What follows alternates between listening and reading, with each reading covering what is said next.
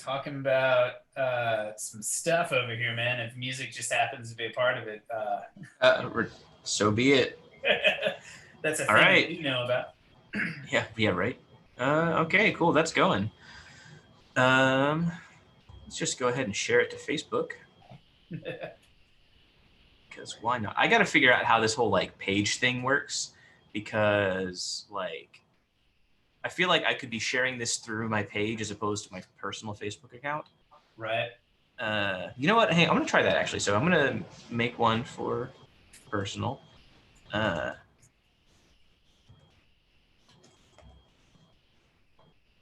through topping question mark because that's the title. Ha ha ha ha. All right, post that, and let's figure out this Facebook thing real quick. Okay. And tag. LOL. What? Oh, create post. Okay. Can I? Can I?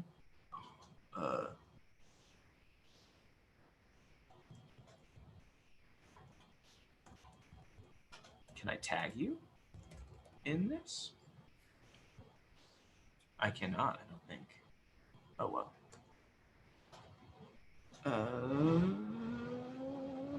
Post it. Let's see what happens. All right. Cool. Well. All right. Well, we got that going. So like, you sent me this bass track a few weeks ago. I gave it to actually listen again last night. There's a lot of, or well, not a bass track, but a track that you wanted me to record on.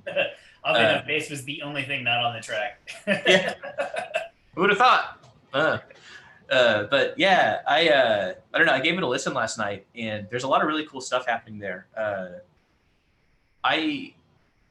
I'm a little bit at a loss, I guess, at some points of like what kind of to do because it's like a little bit too much freedom, you know? Right. And like it's really interesting. Okay, so it reminds me a lot of like when I was like just jamming in high school, you know, and like figuring stuff out because it's like all I have is this audio file. Right? I don't have any music in front of me, so like I'm just kind of like playing some stuff that I think sounds cool, you know, and it's I don't know, it's fun and reminiscent of like why I started doing this whole music thing to begin with. I do a lot of those tracks all the time.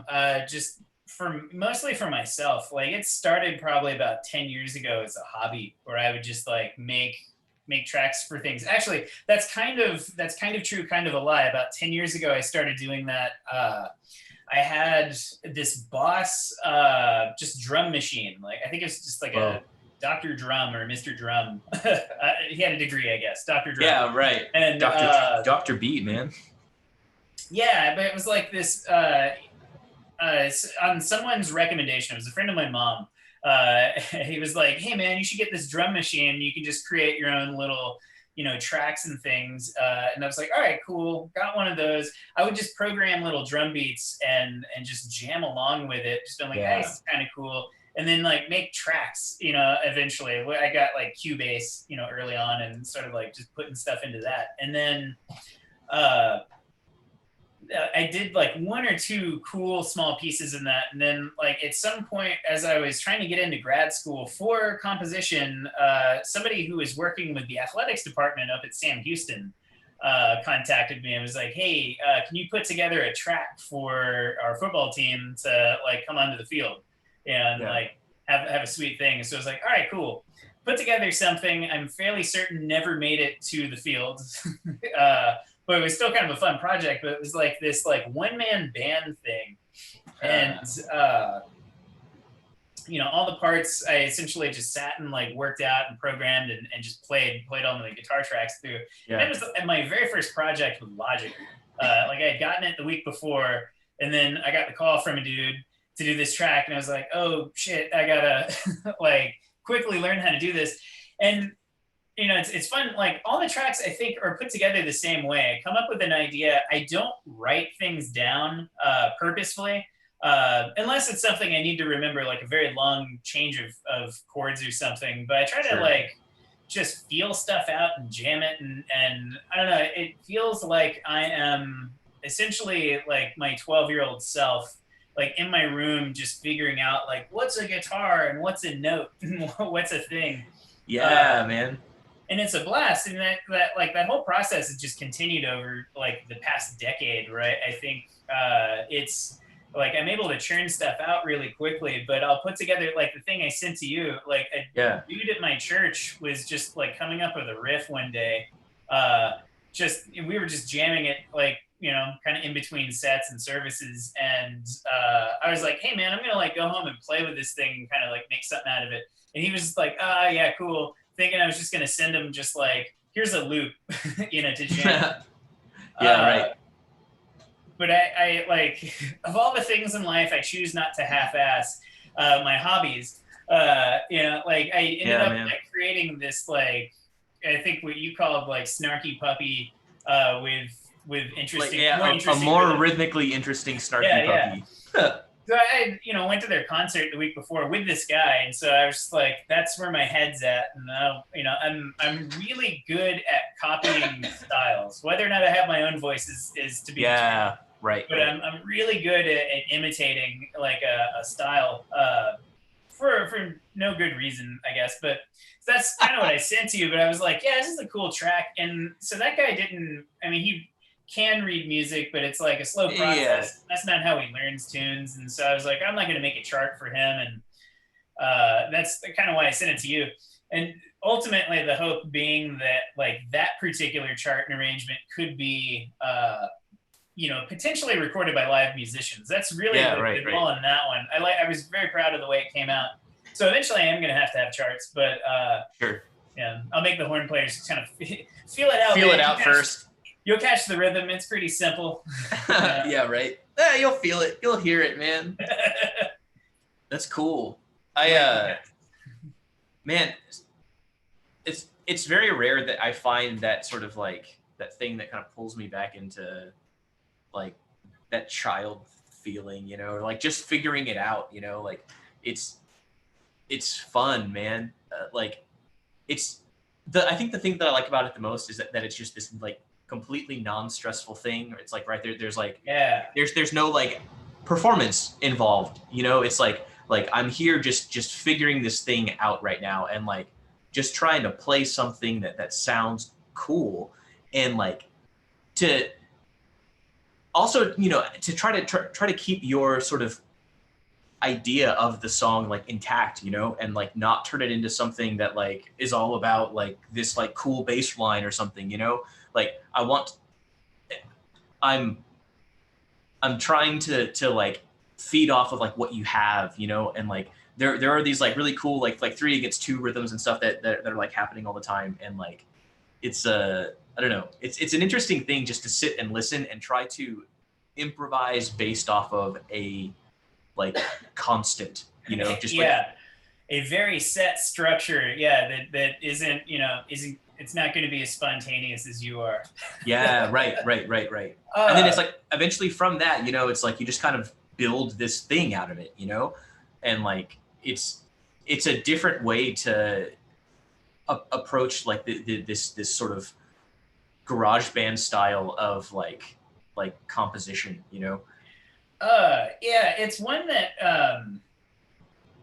man, I kind of feel like it's like kid in a sandbox kind of you know, like playtime really with some of that stuff, because you know, it's especially if you're just jamming at home or just you're recording it yourself and you're not like in a studio, you could waste as much time on just the dumbest of ideas and it's okay.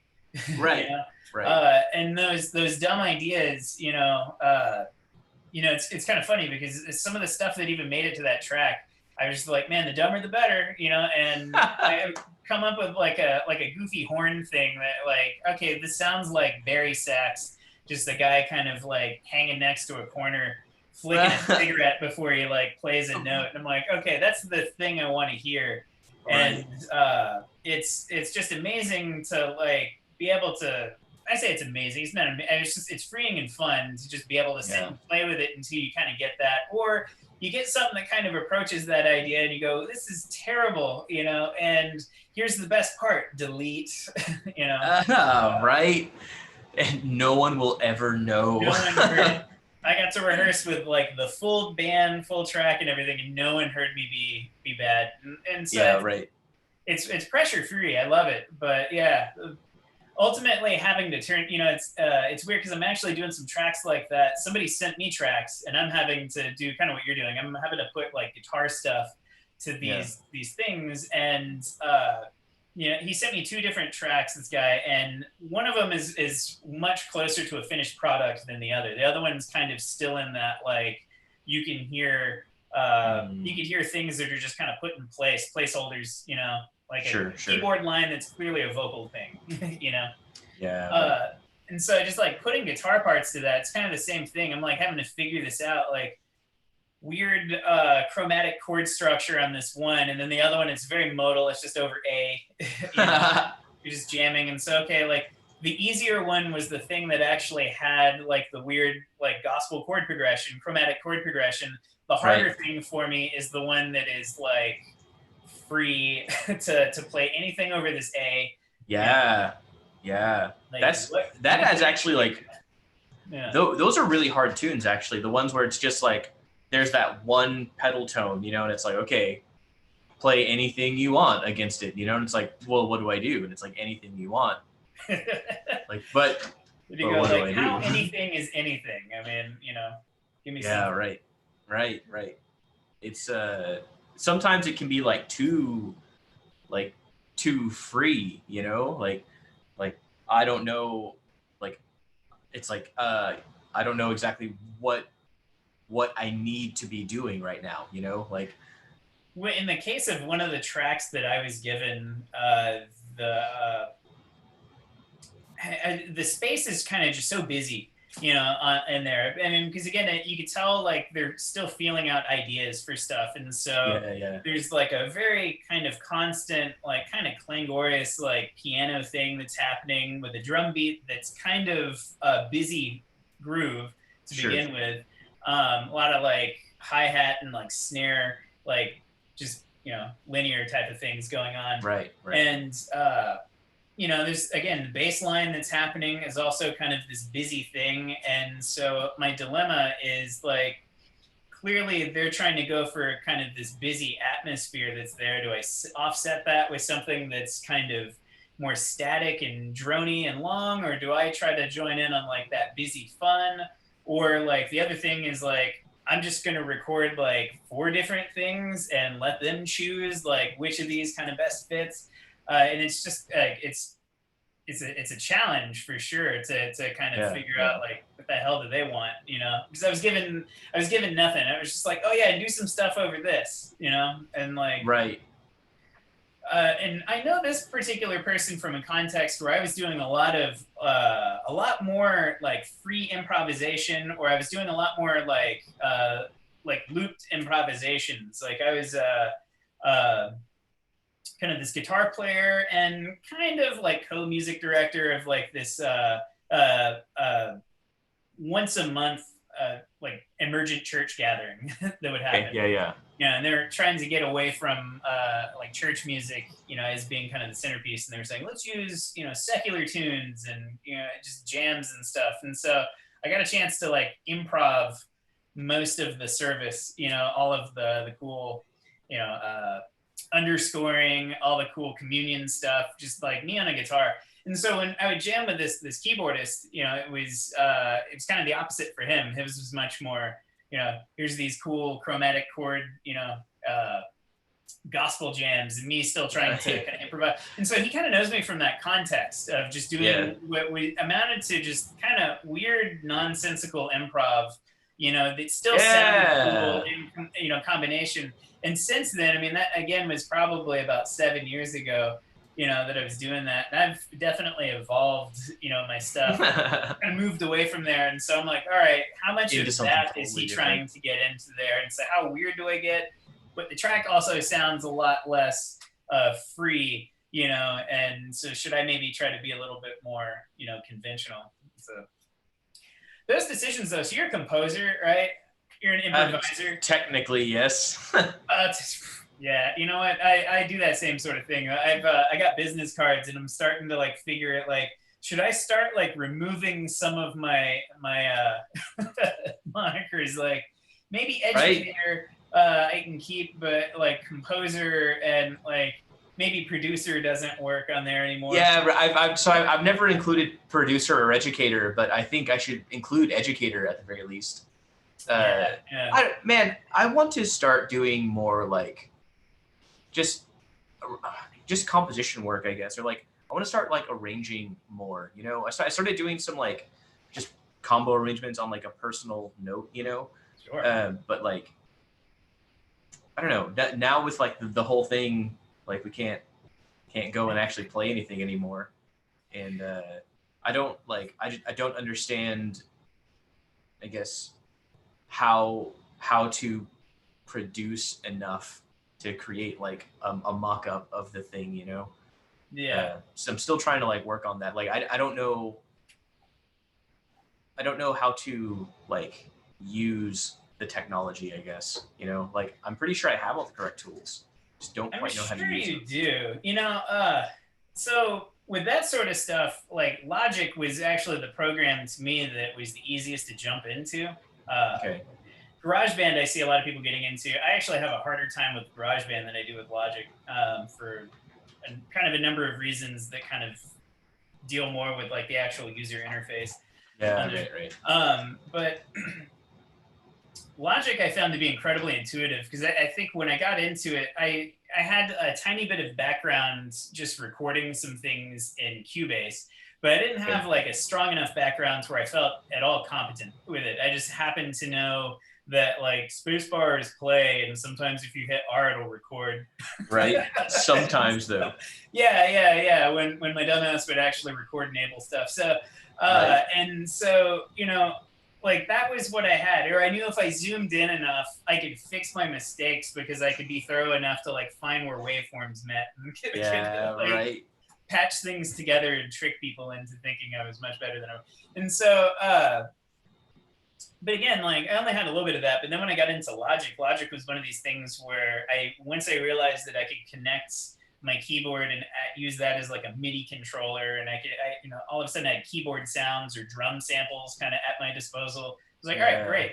I know how to like program that kind of stuff in enough, by taking my tacky bad piano playing and highlighting, and somewhere on there is like what's called a quantize function, and looking that up and find it. And Yeah. it's like you do a handful of those things, and all of a sudden you get into kind of some sort of workflow, and whether or not it's like technically correct, as long as it's usable by you, you know. Yeah, right. I think that's kind of what I like about Logic, is it kind of was a program that I could do it wrong and still produce the same kind of things. Well, I say same, similar sounding products as folks who are actually using it correctly. Like I didn't know how to do Right. mixing and editing quite, I think the way that folks who, worked in actual audio engineering kind of learned. But trying it out was actually a thing that, eventually we picked up some shit by watching videos, on YouTube, or Yeah. there's a really good home recording book. And I would go search for it, but I don't want to get up right now. But it's a little home recording manual that I think was like the recommended text by the HCC audio, department. And so I picked that up and kind of checked out some stuff to figure out how to set up microphones in a certain way. And, Okay. but I mean, like, it's like any kind of hobby type activity, though. The more you do it, the more you just kind of fall into it and find how it works for you, and you pick it up, and Yeah. you get better at it. But that's like for arranging, like getting into that. I mean, that's honestly, and it doesn't even have to take 10 years to do that. It's just kind of interesting to see how quickly, shit, we've seen during all of this, tons and tons of musician friends who never picked up or played with multi-tracking things before, and they're all of a sudden kind of putting stuff together. Yeah, right. There's a lot of folks that are quickly getting into it and finding that, oh, this is really fun and potentially incredibly useful, Yeah. and, there's, folks are very thorough about going online and doing their research and kind of picking up, and just like in a matter of weeks, they're putting together stuff that's light years beyond where they started just, 3 weeks before. That is true. Yeah. That is very true. I just got to start reading more. I get really dorky about my YouTube content. Not my content, but my consumption of content. Sorry. And so like I think back in the fall, I got the bug to get back into trying to do tracks to maybe sell stuff for like production music, Right. type of things. And man, it was just like every YouTube video I would like seek out would be something kind of related, like 5-10 minute video clips of just somebody explaining how the process works. And it's like you watch a couple of them and you go, I think I know what it is, but I somehow like just am like, no, I want to watch 8 more videos with the same content, so I could learn it more or whatever. Yeah, right. But I put that stuff on when I'm doing like the dishes or something, so I don't have to really pay attention. So what I'm doing, I can just kind of like space out and watch this video. But right. And that's basically a long-winded way of me saying I don't read very much. I just listen to a lot of YouTube videos. Dude, I have a sweet collection of books at my house that, like 8 of which I've read through chapter 4 at least. And yeah, right, exactly. Bad admission right here, but I'm just for those out in Facebook and YouTube land, like I'm not a reader. I'm sorry. Oops. But I consume a lot of videos. Yeah, man. That's a really interesting like thing actually. Like YouTube is a wealth of information, man. I talk to my students all the time, or I talk about this to my students all the time about how like YouTube it's like literally anything you want to find, there's probably a video of someone talking about that thing, Oh, yeah, and like exactly. You just got to go and find it, That's kind of the thing that I've been making a lot of my my own teaching kind of turn towards these days. I'm trying to like teach kids how to ask the right questions, So yeah, right. That's what's missing. I mean, when you go into like YouTube or you go search through Google or whatever search engine, it's like just like anything else in life. If you ask a terrible question, you're going to get bad answers, But right. If you ask the right enough question on Google, you will find, yeah, exactly what you're looking for. Yeah, you find exactly what you're looking for, and and it's just there, finding that particular thing. I don't know. It's kind of a hobbyist's dream, really. Yeah, right. Any type of thing, but to me, it's hobbies where people really get into that sort of thing. It's most of us with the stuff we actually have to do in our daily lives. We cut our corners, as much as we can. And we're like, I'm going to ask the general question, find the basic thing, and kind of move on. But yeah, right, exactly. I find that like so. I'm pretty thorough when it comes to like cooking stuff, like, and man, so you say that you prefer videos. I actually really don't like watching YouTube videos. I would much rather like read an article or something about how to do something. Yeah. And I find that's becoming like a little bit more uncommon actually. Like, because they're like, I go and like search for a topic and like seriously 20 YouTube videos will pop up. And then it's like, I have to like scroll through the videos on my phone and then like the articles start to pop up and like, I don't know. It's kind of frustrating in a way, but also like it's really amazing. Like I get that for there's sure. like tons of stuff, Yeah, well, I noticed it's funny. Okay, you mentioned that.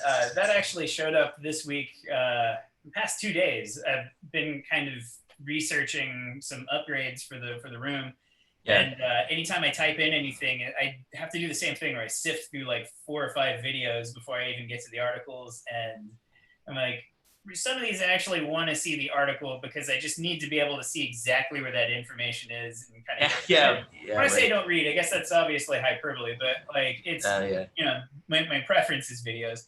But I have to like sift through things, like these videos, and of course, with the videos, you really never know what the information is that you're going to get. You just have to sit through it, to actually get that information, right? To hear it. Right. So yeah, I mean, there's drawbacks for sure. But it's funny with the reading thing. I go through every year probably like a 1 month phase where I'm like, all right, it's usually in January for obvious reasons. Like this is where I'm going to turn it around and absolutely just go through these books I've been meaning to get through, and I'll read like 4 or 5 books and then feel pretty spectacular, slap myself in the back and be like, yes, I'm gonna take a week off though, and like that week becomes like 11 more months. So. Yep. That's way too true, man. I find myself like that with books all the time. Like I've been working through just this Dostoevsky book, right? But I've been reading it for like a couple months now, and I'll just like pick it up and like read like 2 or 3 pages, and then like I'll kind of put it down for a couple days, and then go back to it, and then like read like 2 or 3 pages, like the same 2 or 3 pages again. The same 2 or 3, yeah. Yeah, and like that's sort of been like my ritual for like the past month at this point. Because you do that, and what's funny about that is you think that those 2 or 3 pages that you already read, and like, tell me if this is the mindset. You go, okay, I'm gonna reread the 2 or 3 pages I read the other day. No, not because I completely forgot it, but I'm gaining momentum so that I can move past those 2 or 3 pages and read on to the 3rd and 4th. It's just kind of like a chance for me to run through this stuff so I can just get a running, plowing start into the next. And then you get into that and you go, shit, I'm sleepy. Close it up. So yep. That's about it. Yeah, man. It's a crazy book. It's embarrassing too because like I've been working on it for a while and it's kind of a short book, right? It's called The Double, and it's one of these short stories, you know. And it's like, I don't know. There is like a lot of information there, and like I'm really trying to like pick at it and kind of unpack some of this stuff, but it's also like it's kind of hard to read. No, I can understand that. So I had a whole bunch of friends in high school that were total like reading snobs, you know, and like good for them for sure. But David Foster Wallace became kind of the go-to author for a couple of these guys. And in particular, there's like that whole like challenge to just get through Infinite Jest, which is 1,500 pages, 400 of which I believe is like, you know, it's just, you know, notes. It's like a notes section, basically. Yeah, right. You know, like footnotes to footnotes to footnotes, basically. And like the story is very complex. He's already a fairly like dense author to begin with. And so I was like, cool, I'm going to jump into this challenge when I got into college. But I didn't jump into the challenge the way that you should, which is volunteer to read the book on your own.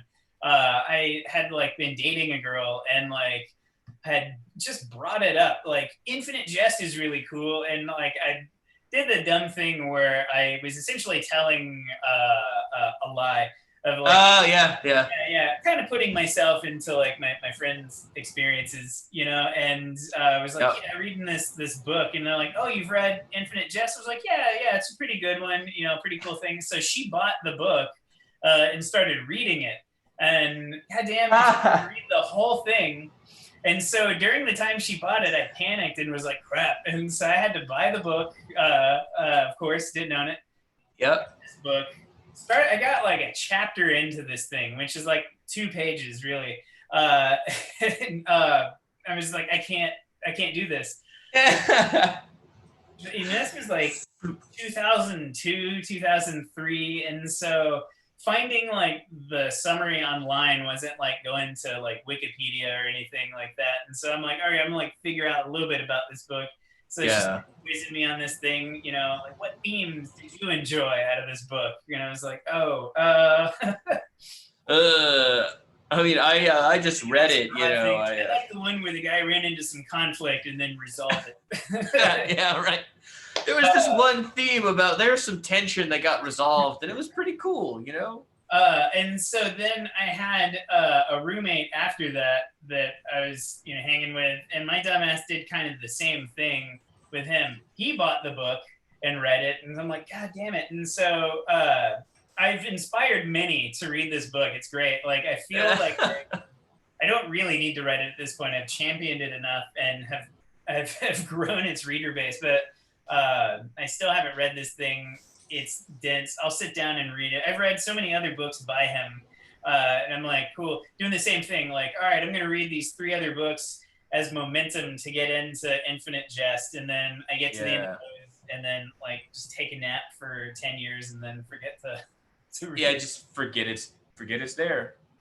Well, that's why I go to the like videos for things at this point. Podcasts or like Audible books, all that kind of stuff. Like just anything that like doesn't make my eyes have to like just read and yeah, right. Constant. Just when I was in high school, I used to read like a lot. I read like I used to be like a super hipster about it too. Well, I was reading like Thank You for Smoking and like Fight Club and all the Chuck how do you say his name? Palahniuk. Palahniuk. All of his books. That's how I pronounce it, at least. I'm Poloniac. I don't know, whoever. The internet. Palahniuk. I don't know. Yeah, right. Exactly. They'll just crucify us for it. Type it out, fans. But yeah, so like I read like all the Fight Club guys' books, and I also read like a ton of just like fantasy books. You know, I could never get through the second book of Lord of the Rings. I tried and tried and tried, and I just could not do it. Man, I read The Hobbit when I was in middle school, and that was about as much as I ever did with Tolkien. I tried to get into Lord of the Rings. I bought the book, started it, and just like most things, just fizzled out. Just couldn't. Yeah, I read The Hobbit when I was in junior high, I think, and like I thought it was a cool book. And then I read the other three, well, the other 1.5, like later on in high school. There was this other like book series I got really into when I was in junior high. The Green Witch Saga or something like that. It was this really cool book about like King Arthur's ancestor and like these like ancient like magic signets or something, and like this like group of people had to sort of like fight off this incoming wave of like evil beings, you know, sort of I guess another like Lord of the Rings-esque kind of stuff, or like it was more along the lines of like the C.S. Lewis books, the Narnia books, I guess. Just took place in or like on Earth, you know. Yeah, I have a hard time with those any type of series books. I loved them when I was a kid, man. Star Wars being the only exception, which it's like one of the few places where I feel like I can tackle that. I don't know why, but you know, it's not like that's any less nerdy or any more nerdy than anything else. I remember Regina nerd. I was in like 11th grade or something whenever the first, or like A Song of Fire and Ice came out, or like whatever the first Game of Thrones book was. Yeah. I think it was in 11th grade or so. I remember like maybe I don't know, maybe it probably came out like way earlier than that, because like that guy's been writing books for a while, hasn't he? So I don't know if I'm ashamed or proud to say this. I've never read nor seen anything of Game of Thrones. Oh man, I've never read the books. I just remember like I was in 11th grade whenever I noticed what it was. When they existed to me. And like I saw them, and like some friends of mine were reading them, and like I just saw these like massive like tomes. I was like, nah, I'm good. That's the stuff that always got me too, is just seeing so many people just so willfully and gleefully like reading these massive things. Like, like, yo, we're in a new like millennium now. You don't have to do that anymore.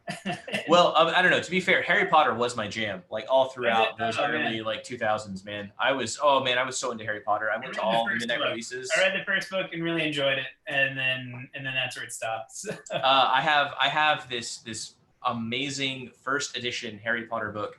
It was the very first Harry Potter book that I ever had. I got it. I think my parents got it for me when I was like in 6th grade or something. We were going on vacation somewhere, and I used to love to read books, and my mom just bought me this book, I think, and I read it in the entire like plane ride there, and like I was like, okay, cool, I'm done. Where's the next one? I want to get it.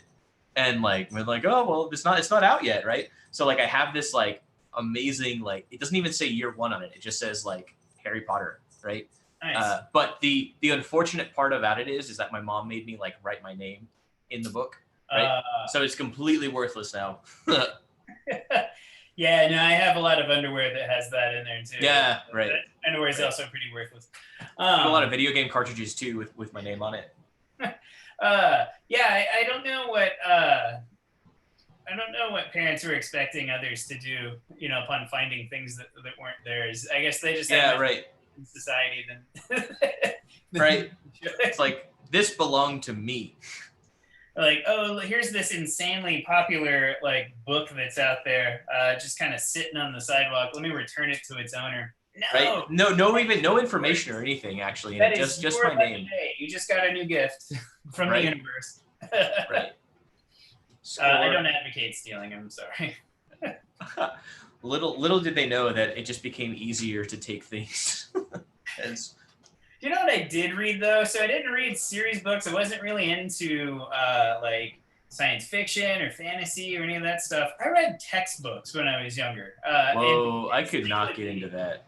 Well, I mean, particularly like music textbooks. I mean, I'll be real here. I didn't like if it was a textbook for school that I had to read or was required to, I would do anything to avoid it. But like I got into like music theory pretty heavy in high school in like the dorkiest of ways.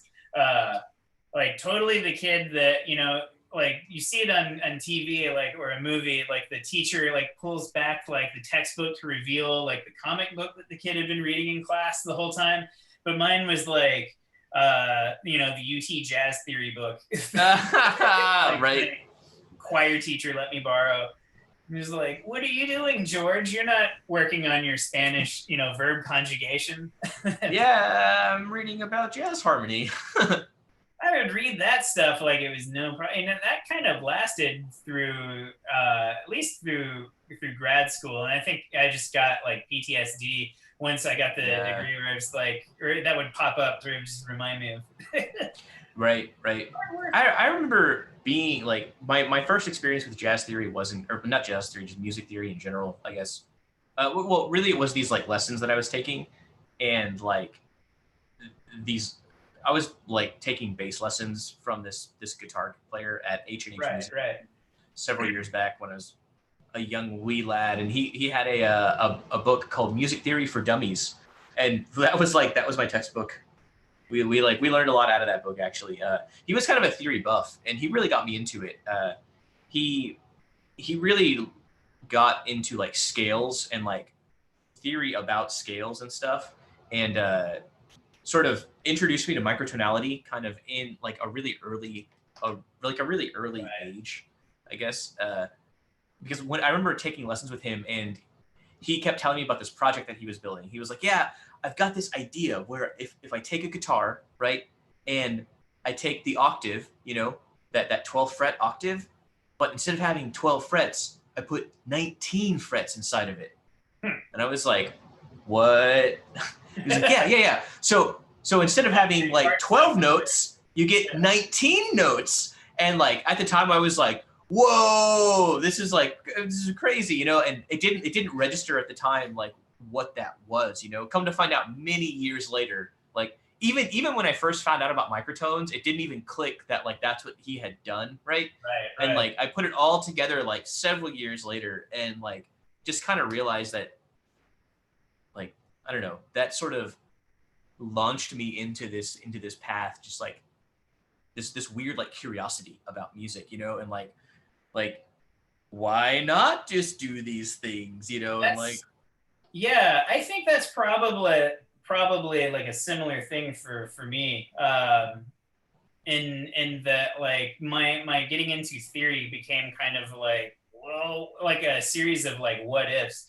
You know, it's similar type of thing of like what happens when I don't know. I was a nerd. You know, I had a guitar that I was like teaching myself how to play and everything. But I would always kind of do things like, what happens if I play like every 2 frets, I keep the same shape and move up and kind of do all that sort of stuff. And like that's sort of like what if, you know, would like be like, oh, created a new scale that I'm gonna call, you know, and I like made up like this is the George Heathcote scale or whatever. Yeah, right.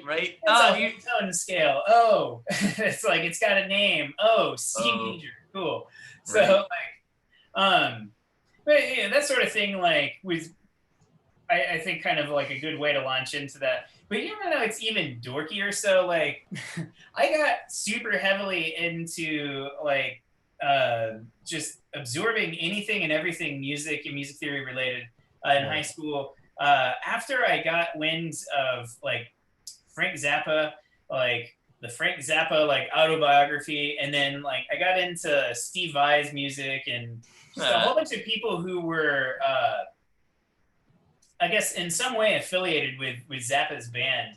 And even though at that time he had already been dead by like 5 years, I was like still in this weird mindset of like, if Zappa were alive, I'd want to be in his band. And so I started just like absorbing everything with this like peculiar, far-fetched idea that like I was gonna do this imaginary Zappa audition, and he was just gonna be enthralled with like the shit.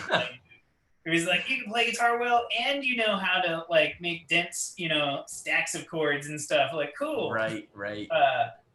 Or in some weird way, I was like, well, Steve Vai is carrying on Zappa's tradition, and in a way, so maybe he'll have me be in his band, and I'll dazzle him with science.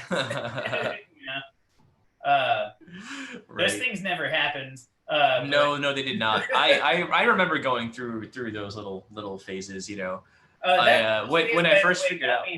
That little phase got me through my undergraduate degree. I mean, it was like 6 or 7 year long like obsession with. Nice. Very good. Maybe one day though. Maybe one day it'll happen. Don't give up on those dreams, George. Holographic Zappa is going to be touring the globe soon if we ever get back to normal, and maybe holographic Zappa will let me play in his band. Yeah. That would be pretty dope. I don't know which is more sad to be turned down by, no Frank Zappa, the dream never happening, or like just some imaginary holograph image just saying no, man. Yeah, right. Nah, man. Nah. Just nah. Frank Zappa, man. I remember the first time that I encountered Frank Zappa was what was the name of that? It was some concert where it was the Frank Zappa band. What were they called? Is it the Zappa Plays Zappa group? Or I don't quite remember. It was an older video from like the 70s or something. Oh, Mothers of Invention. Yes, yeah. The Mothers of Invention, and just like seeing like all of the way that he orchestrated everything was like, whoa. Because like my teacher at San Jack told me to check them out, and I did, and it was like pretty nutty. I had like never heard anything like that before, and I was blown away.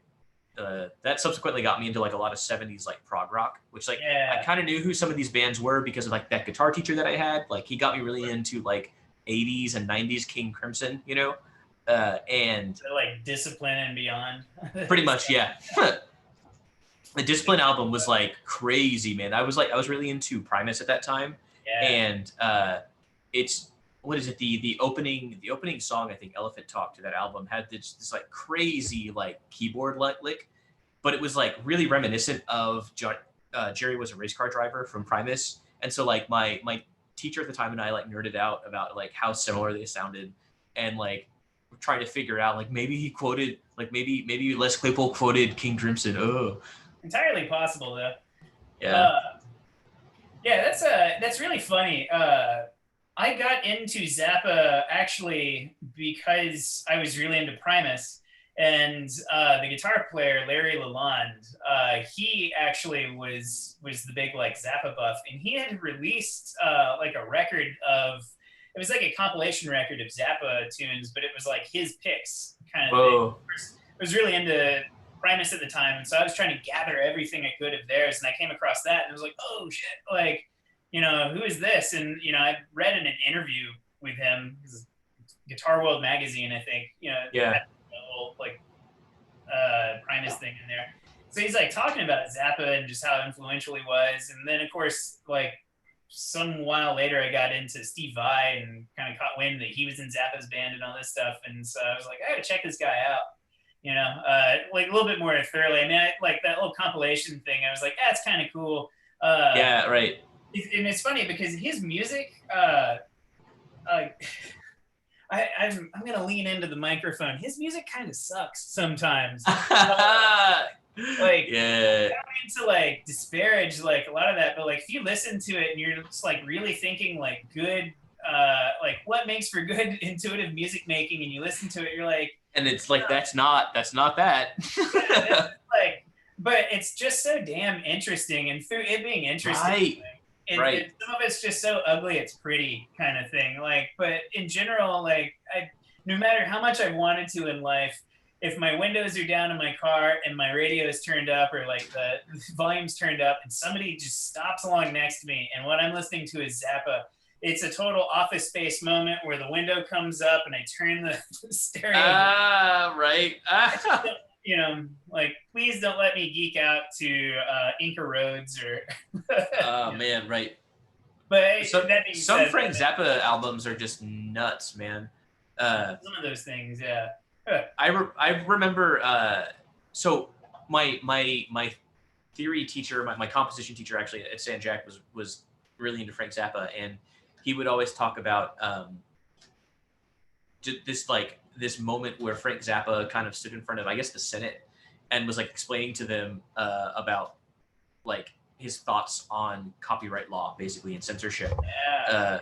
And it's like you can find it on YouTube, man, and like watch those videos. But it was this whole thing with like the rating system that was going on at the time, and like the Senate wanted to like ban certain things like from the recording industry. It was even more.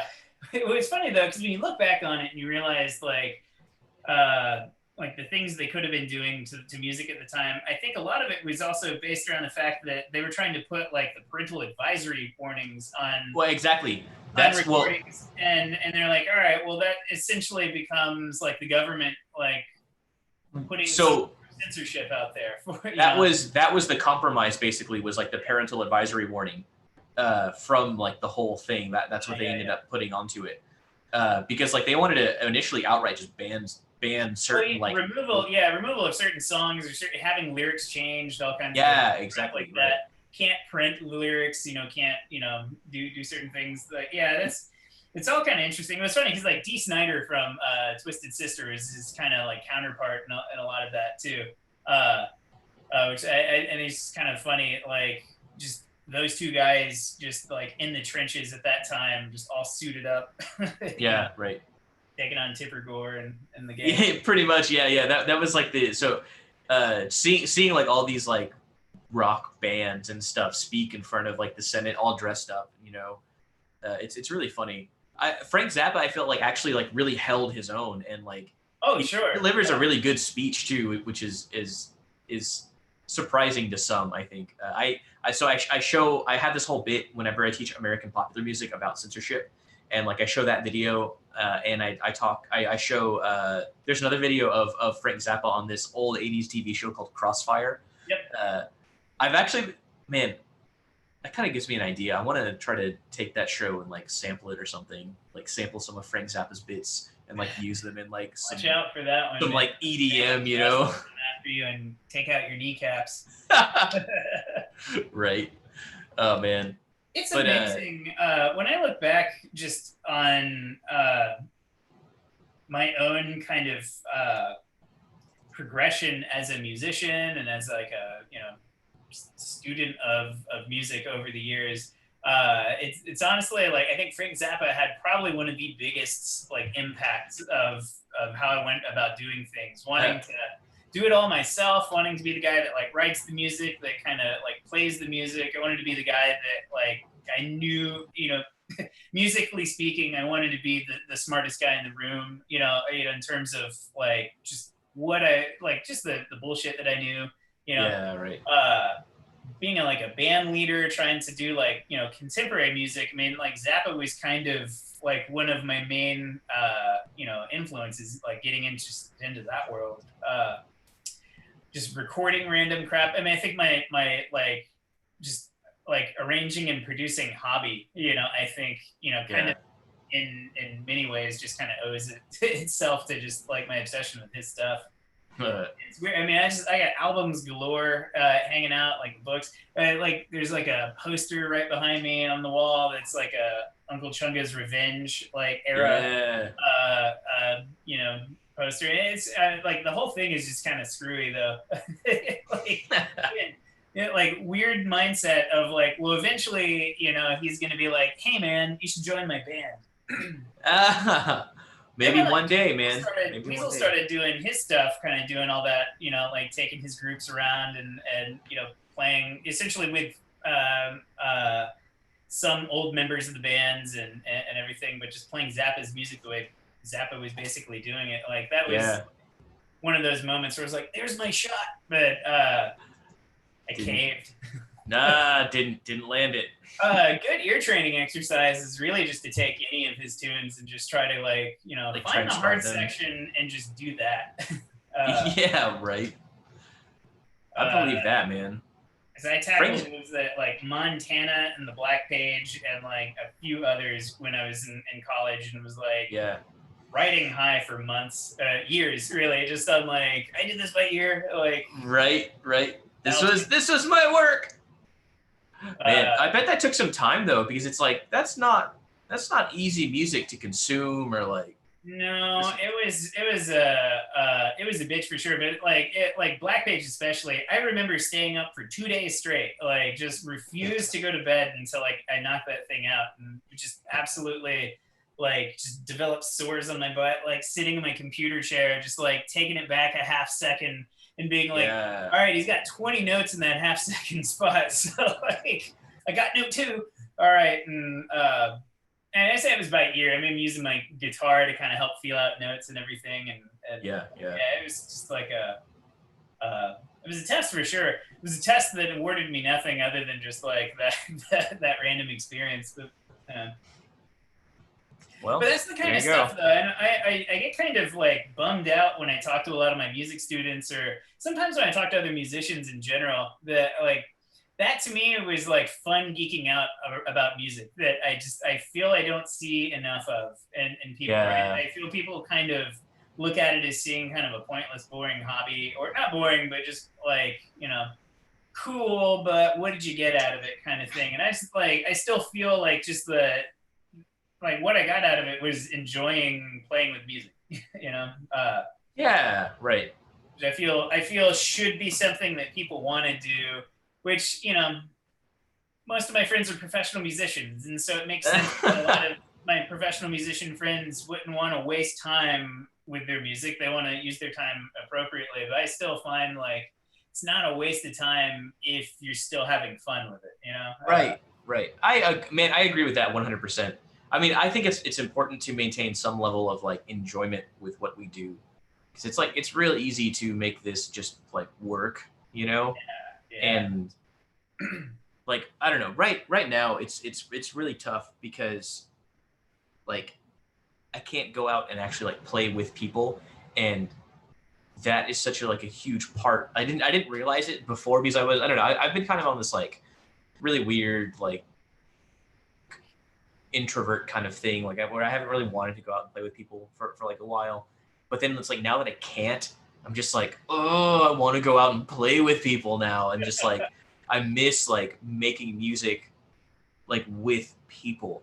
It's I did a thing Monday night, like this like David Bowie like just like one-off thing, and to be like 1,000% honest, I was like, I kind of feel like similarly to you, but way to a lesser extent. But I guess I didn't realize how much I had missed playing with people until I did that thing Monday night. Really, the rehearsal on Sunday, and then like the thing on Monday night. I was like, that was badass, just playing with people.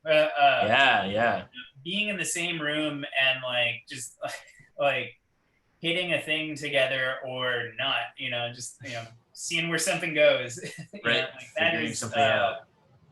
It's something, I'm way more comfortable, I think, just being in my room by myself, like getting into my own head in here and everything, and that's fun for me. But playing out, there's just nothing that compares to that, really. Right. No, I agree, man. I want to do like I've been toying with this idea for a while, but I really want to do something where it's like 2 or 3 people, and it's like just multi-instruments kind of thing with like layering tracks and stuff. And, like, so I have this like sweet little Behringer keyboard that like I don't use very often. I need to like actually plug it up and start like using it. But I don't know. Like I've always thought that's like so cool. Like seeing just like this like multi setup thing, you know, like keyboards and like laptops and like guitars and just like maybe I don't know percussion stuff and like just it's so like eclectic, you know, and like it can just evolve into so many things. When I was in London not too, I guess, well, about a month and a half ago, I guess, month ago. Anyway, I was in London. Ago, I think, right? Or yeah, right. 4 years ago, sometime in February. Sometime back, January, February, March. I was there, so I guess last month. Ooh, look at that. But I saw like a Robert Glasper concert when I was there, and like it was pretty awesome, man. Seeing Chris Davies, like his setup, dude, was like nuts. You know, like he had this like drum encasing, you know, and like, but he had like the little cymbals and stuff, and like it was awesome, man. Derek Hodge on bass, man, that guy killed it, and that whole band, of course, Glasper. Yeah, man. But like, the cool thing about it is, it was highly virtuosic, you know, but it was also like really groovy and like super in the pocket like the whole time, you know. It was so cool, man. It was like acoustic EDM, you know. You know, there's a certain factor about that. You know, it's like I think listening as an outsider on the conversation and everything, we just hear like, oh, it's just cool. You kind of hear people like geeking out and just like not having a better word for it. But I think cool really is what it is. Like you're just like, it's that weird warm fuzzy feeling you get on the inside where it's like all this stuff just like happens and you're just like you're in awe of all of it. It's just like, that's cool, man. This whole like, you know, Miles Davis walks into the room and just kind of like sets down his horn, and you're like, damn, that was cool. Like, yeah, right. Anything but just put his horn down and then look at me and like kind of like turn his head, you know, like, but I'm like, God, that's cool. I don't know that I can pull off how cool that is. Like just the effort. Yeah, like ever in my life. So Mark Juliana came to town. I think it was last March or last February, and he brought his group Space Heroes, which 2 tenor sax, a bass player, and then Mark Juliana on drums. And I thought like, this is gonna be a weird combination. Like, I bet it was awesome. There's no real like harmonic instrument there or whatever, but just kind of watching the spontaneity of just the 2 sax players. And one guy was like very much like a very out player, just doing kind of his own thing and just really good with just a variety of timbres just coming out of nowhere. And then the other guy, a little bit more conventional, but you know, was definitely like, you know, you're like, all right, he's the guy that I know is going to stick to the changes. Type of dude. You know, he's going to be the rock that kind of holds things.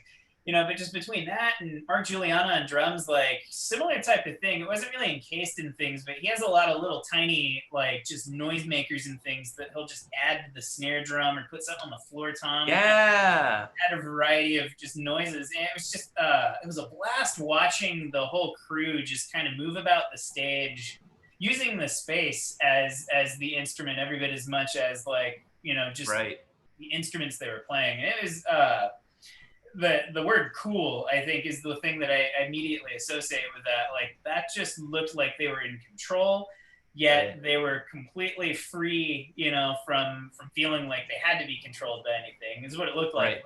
And they gave off that vibe well. It was just looked cool. Man. And it grooved, and some of that stuff hit harder, I think, than you know, like just things that, you know, I'll see rock bands that just have like PAs and all this stuff, just, you know, loud music and everything. But it was just like watching these 4, you know, like jazzers just like completely like overwhelm the room. I was like, wow, that's a visceral response that I was able to get from that, you know, I don't really get, you know, from that type of music all the time. Right. Man, stuff like that is amazing. I love that. I want to play that, you know. That's what I want to do. Like that's the one. That's the thing. Yep. Like that's the one for me. that one, you know. I remember the first time I saw I figured out who Tigran Hamasyan was. It was I was watching a YouTube video actually, and it was his Shadow Theater concert, I guess. Somebody Shadows. just posted that somewhere yesterday on a comment board, or somebody Nice. like, you know, recommend some music, and that was the exact thing. Yeah. So I haven't been able to find it in about a year and a half, but there used to be like a full length concert, and like it was pretty amazing. And like the variety of music that he had, or I mean he has, I guess, was like I was like shocked by it. You know, I had never heard jazz like that before, and I was just like, whoa. He's I got was some into real it, man. interesting stuff that like I was really into like gent, like that, you know, metal, like right when, like around the time Yeah. it kind of got really big, you know, with Animals as leaders and Periphery, and there's this guy Cloud Kicker that was like this one man band guy.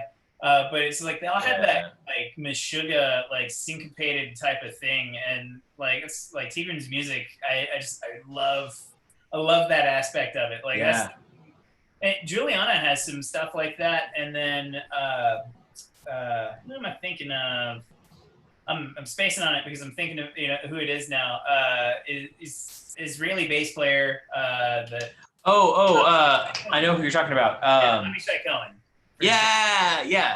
Yeah, he's got a lot of stuff that's like that too. That's got like just these really cool like syncopated things. And all these guys, like I know, were influenced by that aspect of rock and metal music, and it's Yeah. cool to see that actually like played in a like an acoustic music, you know, context, or like in a jazz context. I love it. I love Yeah, playing that stuff, man. Like that's like, and I feel like I have a special advantage playing that stuff because I had actually played in metal bands, like doing that kind of music at the time. I know. So I'm like, yes, I'm primed for this type of jazz. Right. I can do this. Somebody's got to fucking hire me for that, though. Right. That's the issue. Maybe I'll write it. Maybe that's the element that I've been missing. Yeah, man. Right. I'll play it, man. Yeah. Let me get on that. Right. Oh, you got my chart, my absent of chart like piece. Yeah. Right. Back full circle now. Oh, dude, all we need is a drummer, and like it'll be fine. Yeah, we'll be good.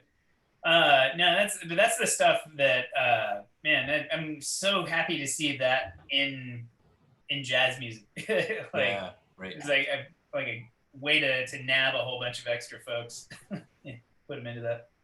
Yeah, man, that's pretty awesome. Like, jazz itself is like a wonderful little mechanism. You know, it's like it takes so many other styles and it just absorbs it and it becomes jazz. You know, like it's beautiful. It's definitely come a long way from like the swing and like sort of early jazz stuff. You know, from like the early 20th century. And I play in a Western swing group, and we do a lot of Western swing music, which kind of hit around like the 1940s, you know, 50s, you know, that kind of time period. Yeah. And we also do a lot of like manouche and gypsy jazz type of stuff, and so there's that a lot stuff of is fun, man. A lot of Django tunes we do, and so like I'm really you know, we don't do them exactly the way that, you know, like the quintet at Hot Club would have played it, sure. But we still try to go for that vibe, still try to get that manouche feel, that like quarter note heavy like driven thing, and it's just such an interesting thing to do, to play that music. And then like I said the last time we chatted, like I don't consider myself a jazz guitarist, you know, but I love just sitting and playing it, you know, and trying it out and figuring it out and everything. Yeah. I'd like to consider like where we are at now compared to like that Django-y type of stuff, you know, playing that and we're like, man, this was like the hippest stuff when it came out. And it's still pretty hip when you hear it now, but you know, it's definitely dated and sounds like its thing. But it, you know, to consider that at some point, I mean, think about what gypsy jazz is. I mean, that's, not too dissimilar from taking like gent and then applying jazz, practices to it. It's like Django's taking like his manouche, gypsy music and being like, hey, I also like, I like Benny Goodman, and here's this sound. I'm gonna add some swing to this, and it's like it's the same thing, Right. I don't know. It's so much fun what you can do with just a rhythm section, Yeah. Like, yeah. I still want to start writing like I want to write like etudes and stuff for a rhythm section. I've been thinking about that for like a long time, actually. Yeah, it's fun. I'd had that concept in mind. I want to say it was a long time ago, because when I started teaching privately, the place that I was teaching at had, kind of like a sessions type of thing. There were bands, like student ensembles and things. It was like, man, Right. People are playing songs, but it's amazing. We have all this like educational literature for chamber music and for wind and wind ensemble type of things at school. It's like they have all this music that's just, it's not particularly good music, but it's meant to like educate the ensemble. And it's like, oh, I can write stuff like that for a rock band or for like right.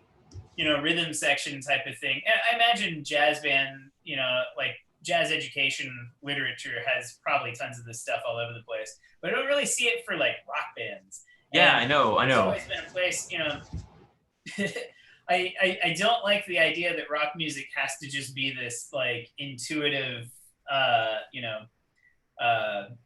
organically learned by just listening to it. It's like there's some amount of institutionalization we can give to it to kind of give it just a little bit of a boost in some areas. Man, I agree. I think that like learn to read rhythms, that would be nice. Right. It's like they can learn sort of the techniques necessary to like get through a chord chart or something, and like understand the basic fundamentals of like music and rhythm, and like how things like should sound, how you should play certain ideas, and like style and groove, basically. Like, what I want to see done away with in life? I'm gonna put this up. Hopefully my computer can take this. I want to see this shit going away. Dude, seriously. I want to see us like move away from that kind of stuff. People can quit handing out like lyrics with like chords vaguely written over the spot of where a syllable is, like that would be my number one goal if I were to like write like charts for these bands, is like, you guys need to learn how to write like actual chord charts so that we can see where these chords land.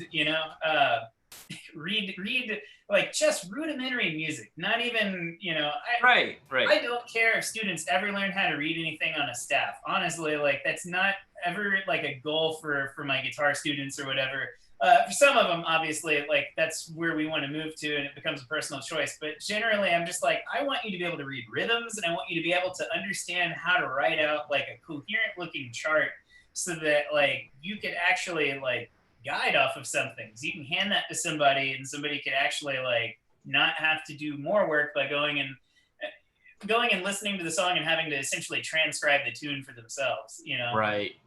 Which, God forbid people have to go and listen to the music. That's obviously something that we should do when we're learning these charts. But listen to this stuff. What? It would be a huge time saver if like I didn't have to listen with the intent of figuring it out, but could just listen to it to just kind of hear, Yeah, man, right?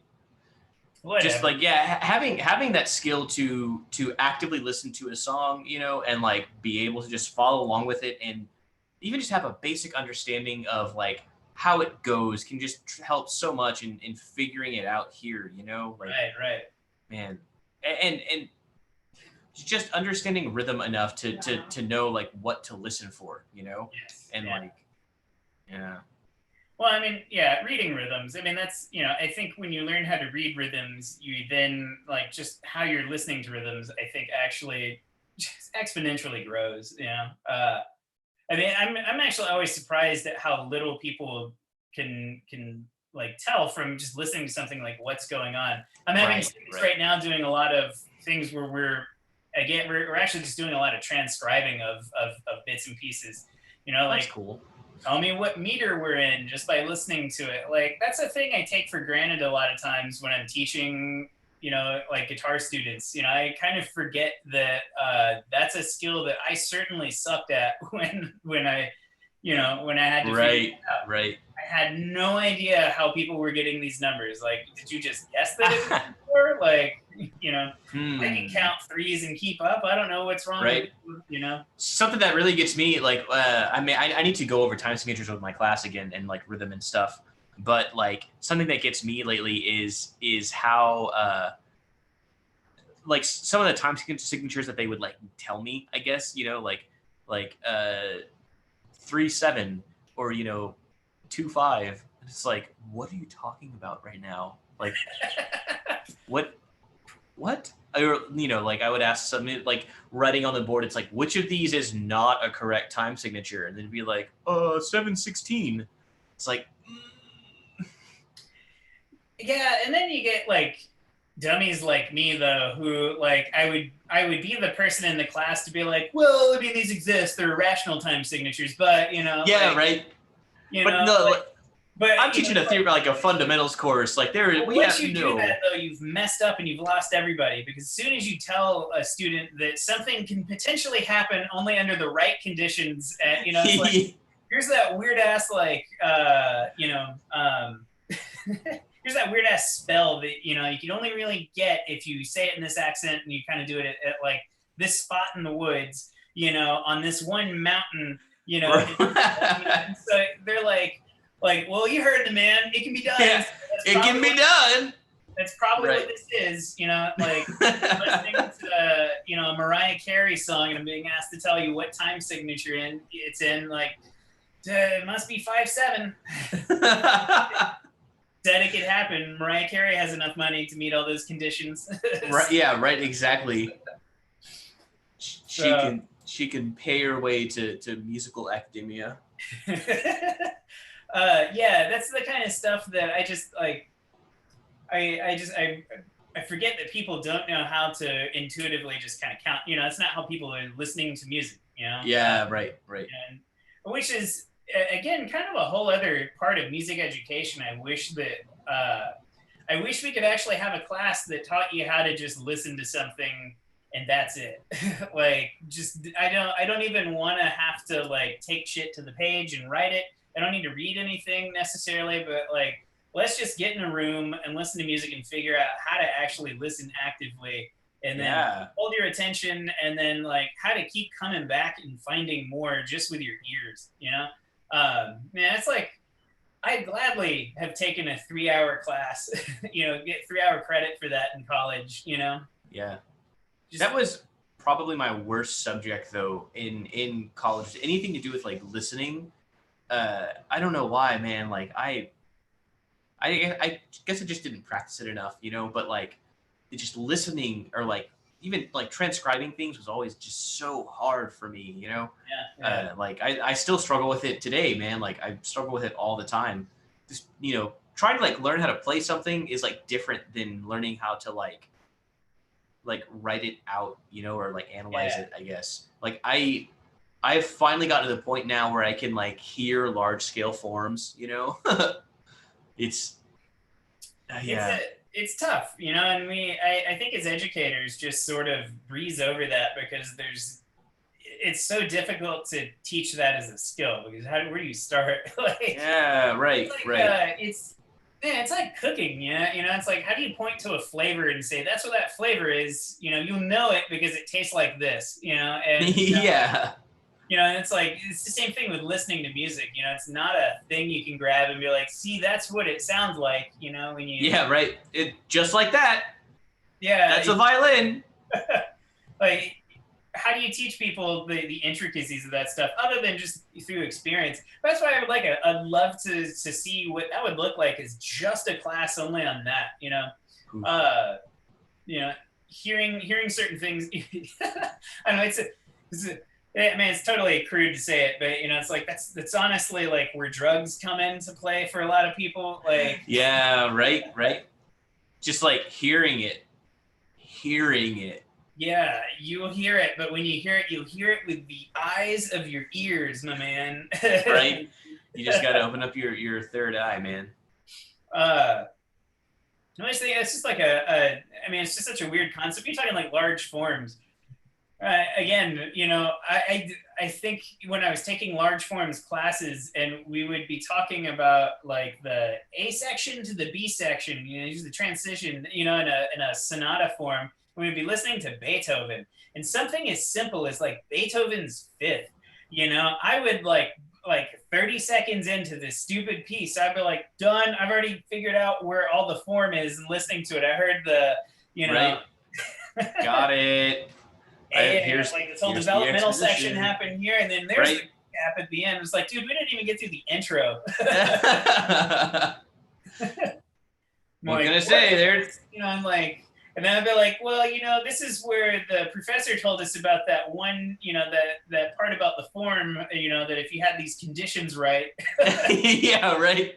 And it happened right here. Yeah. That would be. You know, that's the exception. Beethoven's the exception. And right, exactly. That's why we study his music, because it's so exceptional. Because he's because he was so exceptional. Don't break another keyboard, Beethoven. You know, I still, to this day, I kind of look back on that. Like, I don't really know where the turning point was for me to where I finally had aha moments, you know, where I was like, oh, like, that's how you hear that, but you know, it's a lot though. I don't know. It's been my experience, I guess. You just sort of like listen to it or do it long enough, and eventually, like you just start to get it. You know, you just can't. You just have to keep at it. You know. I mean, no substitute for the experience. I mean, that's like. I also have to like just tell students on that is like, unfortunately.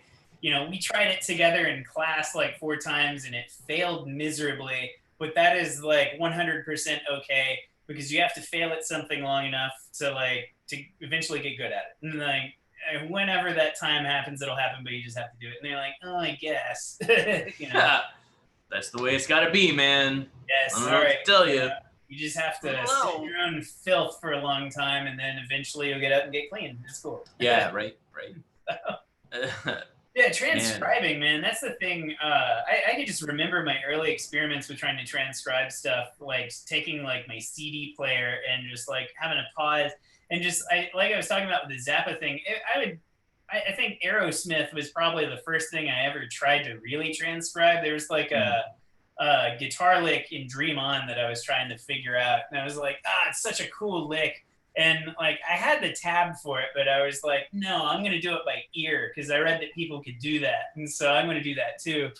And it's like Joe Perry's guitar part might as well have been like Zappa's Black Page or something at the time. I'm just like, what? He's bending a string, but I don't know where he's starting. I don't even know.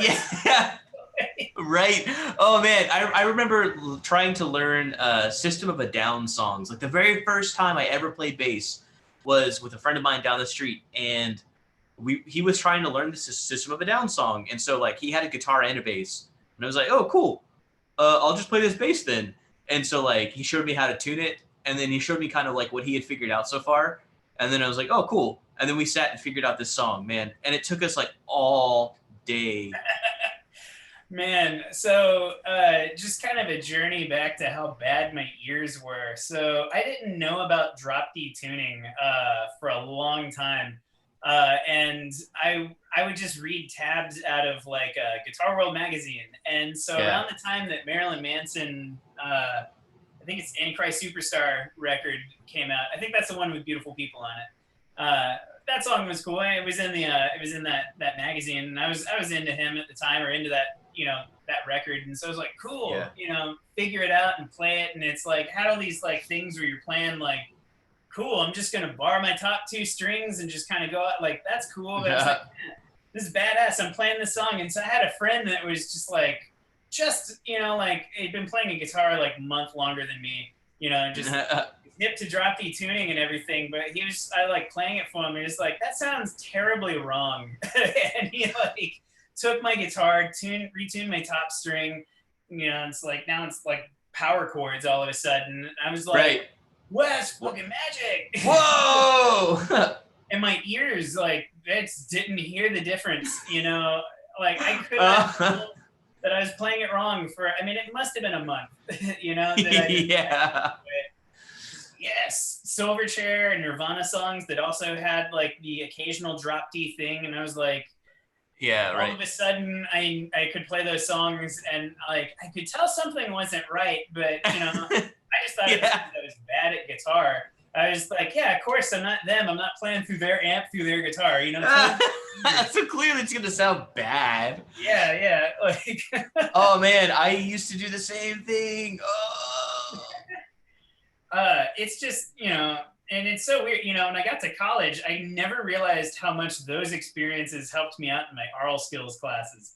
Uh, Yeah. I just like other students were like, "How can you hear those chords?" Or like, I would have to help on a lot of ear training stuff, you know, from time to time, just playing things in, Right. you know, and it's not like I was just, you know, profoundly better than anybody else. I was just only probably like Just like 10% better. like they were terrible, but I was like slightly mediocre.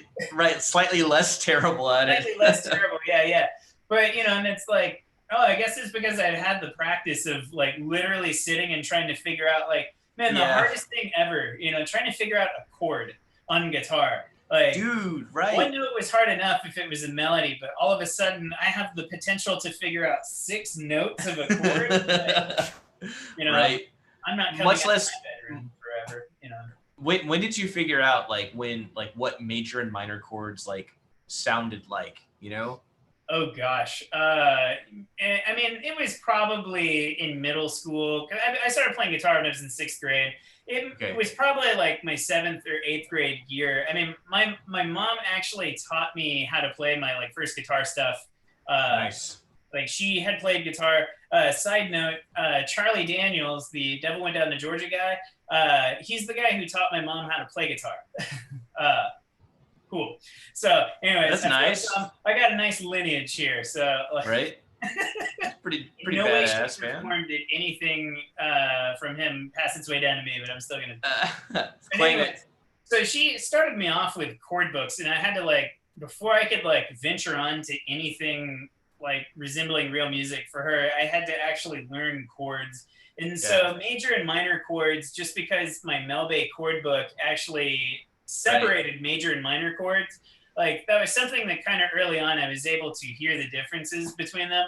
That being Yeah. said, if it were playing on a recording somewhere, if it wasn't that exact same shape of the chord, like in that particular voicing, that grip, you know, I wouldn't have recognized it, you know, as anything. And so Yeah, actually, right, right. major and minor probably it didn't come until like 7th or 8th grade year. I mean, I'd been trying to listen to stuff, you know, on recordings, you know, Yeah. unsuccessful. Yeah, right.